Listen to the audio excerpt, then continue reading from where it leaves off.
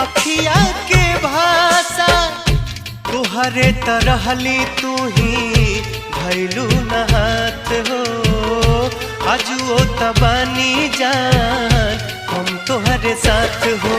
देखा तू आवाज लगा के आइब दुनिया के ठुकरा के। एक बे देखा आवाज लगा के आइब दुनिया के ठुकरा के। कह दफार के छाती आज दिखाई का प्यार बिना चैन कहाँ। प्यार बिना